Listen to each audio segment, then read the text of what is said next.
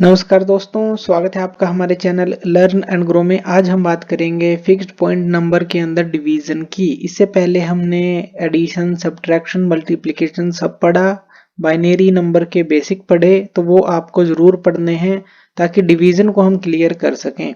तो चलिए यहाँ पर हम एक क्वेश्चन लेते हैं। ये हमारे पास डिविडेंड है, ये डिवीजर है, तो हमें जो है इससे जो है इसको डिवाइड करना है। तो चलिए सबसे पहले कुछ बेसिक जान लेते हैं। जो ये 10 है, इसको हम अगर बाइनरी में तो ये 10 है, डेसिमल में लिखें तो क्या होगा? तो ये होता है 2। ये हमें पता है क्योंकि ये है 2 रेज़ टू पावर 0, ये है 2 रेज़ टू पावर 1, यानी कि ये है 2 रेज़ टू पावर 0, ये है 2 रेज़ टू पावर 1। तो 10 को अगर सीधा कहें कि ये जो है हमारे पास 2 के बराबर होता है डेसिमल में। अगर हम क्या करते हैं, जैसे यहां पर ये है हमारे पास डिवीजर 111.1010। एक शॉर्ट ट्रिक पहले देख लेते हैं, फिर लॉन्ग डिवीजन करेंगे। अगर इसको हम डिवाइड कर रहे हैं 10 के साथ, यानी एक तरह से हम जो है 2 के साथ इसको डिवाइड कर रहे हैं।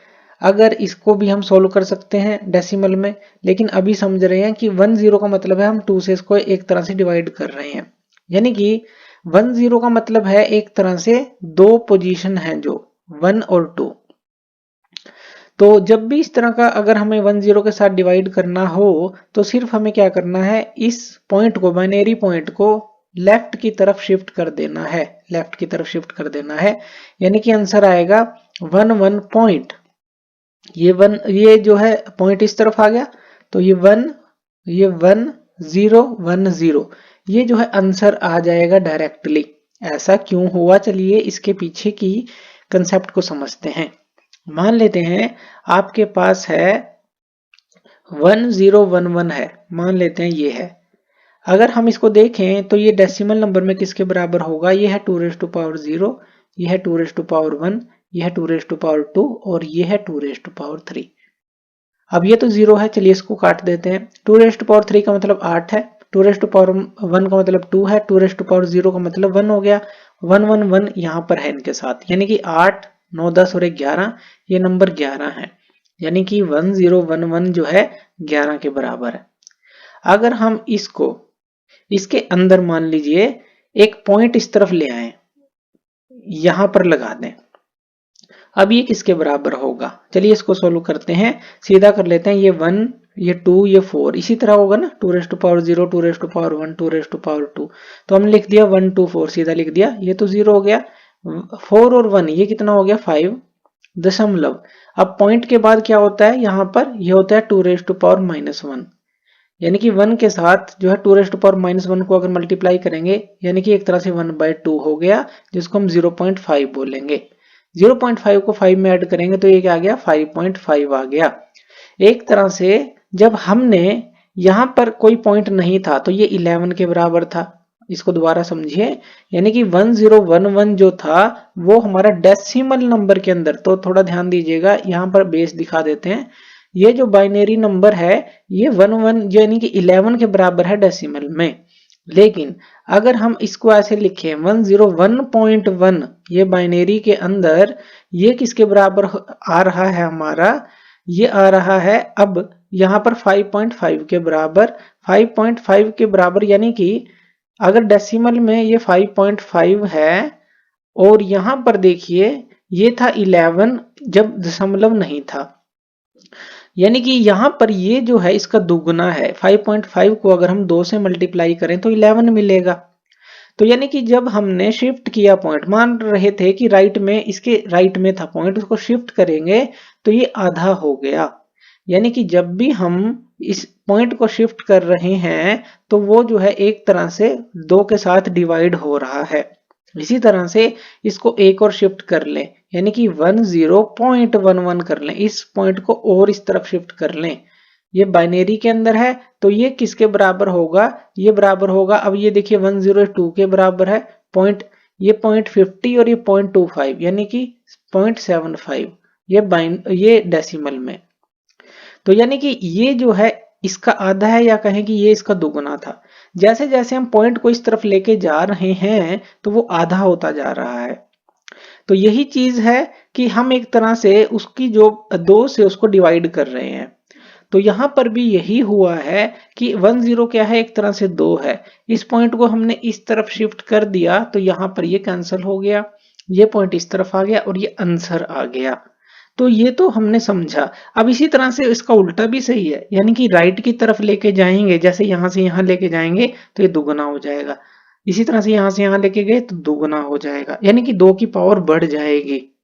तो ये चीज ध्यान देनी है इसके अंदर। तो ऐसा कर सकते हैं, जैसे 10.11 है, इसको हम 2 की पावर 1 से मल्टीप्लाई कर रहे हैं एक तरह से। तो ये क्या हो जाएगा, ये हो जाएगा 101.1, ये आ जाएगा, क्योंकि हम इसको 2 से मल्टीप्लाई कर रहे हैं। तो उल्टा भी सही है, अगर फिर से इसको 2 से मल्टीप्लाई करेंगे तो ये आ जाएगा। तो यानी कि ये जो है हमारे पास, अगर मल्टीप्लाई करेंगे तो ये दुगना हो रहा है, या कहें कि मल्टीप्लाई जो 2 की पावर 1 है इस तरह से हो जाएगी। और फिर जो है अगर एक बार 2 से फिर मल्टीप्लाई करेंगे तो 2 पावर 2 हो जाएगी, इस तरह से। तो रिवर्स भी ट्रू है और ये भी सही है। तो इस तरह से एक तो डायरेक्टली शॉर्ट ट्रिक हम लगा सकते हैं, लेकिन यहाँ पर हम लॉन्ग डिवीजन को पढ़ेंगे। अब 10 के साथ हम इसको डिवाइड करते हैं। तो सबसे पहले यहाँ पर आ जाएगा 1, क्योंकि ये 1 1 है तो ये चला जाएगा, 1 0 आ गया। अब यहाँ पर सोल्व करते हैं, 1 में से यहाँ सब्ट्रैक्शन करेंगे डिवीजन में जैसे करते हैं। 1 में से 0 को घटाएंगे 1, और 1 में से 1 गया 0। अब यहाँ से इस 1 को उतार लेंगे, ये 1 आ गया। अब क्या ये इस पे चला जाएगा, 1 1 इस पे बिल्कुल चला जाएगा, फिर 1 पे जाएगा तो यहाँ पर ये आ गया 1 0, और फिर से ये 1 आ गया, और 1 में से 1 को घटाएंगे 0। अब आगे दशमलव है तो ये दशमलव यहाँ पर चला जाएगा, और ये जो 1 है इसको हम यहाँ पर उतार लेंगे, यहाँ पर उतार लेंगे।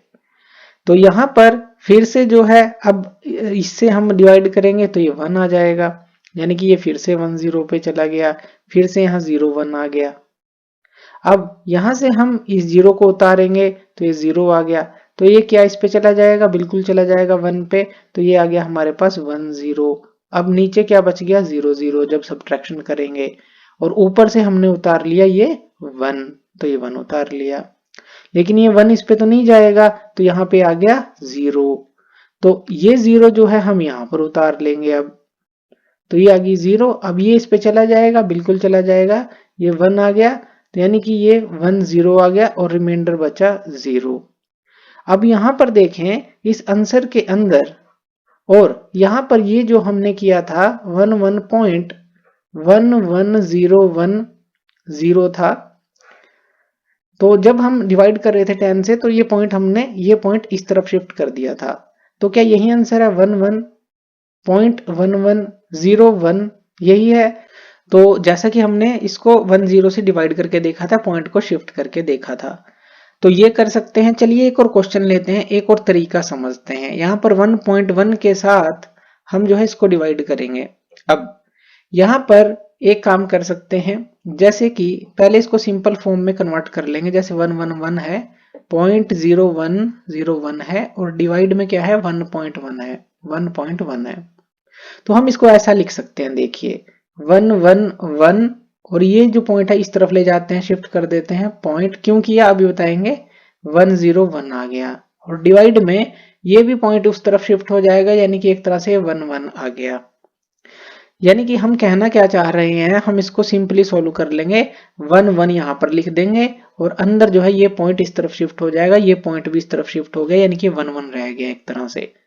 तो ये क्या आ गया, 1110.101 आ गया। तो अब हम इसको सिंपली डिवाइड कर सकते हैं, यानी कि पॉइंट को हम शिफ्ट कर सकते हैं इस तरह से, कितने भी कर सकते हैं। अब यहाँ पर देखिए 1 1 से इसको डिवाइड करेंगे तो यहाँ पर ये क्या आएगा, 1 आएगा, तो ये आ गया 1 1। तो यहाँ पर ये सब्ट्रैक्शन करेंगे तो 0 0, और यहाँ से इस 1 को उतारेंगे तो क्या ये 1 इस पे जाएगा, नहीं, तो ये 0 आ जाएगा। उसके बाद इस 0 को उतारेंगे तो क्या ये 1 0 1 1 पे जाएगा, नहीं, तो फिर से 0 आ जाएगा, यहाँ दशमलव है, और फिर हम 1 को उतारेंगे इसको, तो ये 1 आ गया, तो 1 0 1 1 1 पे जाएगा, बिल्कुल जाएगा, यहाँ पे 1 कर देते हैं, और यहाँ आ जाएगा 1 1। अब यहाँ पर हम सब्ट्रैक्शन करेंगे, 1 में से 1 को घटाएंगे 0 आएगा, 0 में से 1 तो जाएगा नहीं, ये यहाँ से बोरो ले लेगा, ये 0 हो जाएगा और ये 1 0 हो जाएगा यानी कि 2।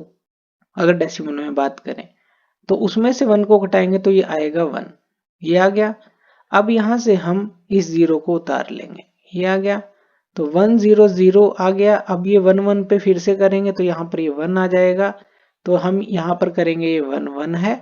अब फिर से सब्ट्रैक्शन करेंगे, अब यहाँ पर ये जो है 1 0 हो जाएगा और ये जो है 1 यूनिट इसको दे देगा, यानी कि यहाँ से जब इसको घटाएंगे तो ये 1 आएगा और यहाँ पर ये 1 बच जाएगा क्योंकि 1 यूनिट है इसको दे देगा, तो वो 2 में से 1 को घटाएंगे तो 1 और 1 यहाँ पर बचा हुआ है, तो 1 में से 1 को घटाएंगे 0 आएगा और ये तो 0 है ही, तो 0 0 1 आ गया। अब इस 1 को भी हम नीचे लेके आएंगे तो ये 1 आ गया।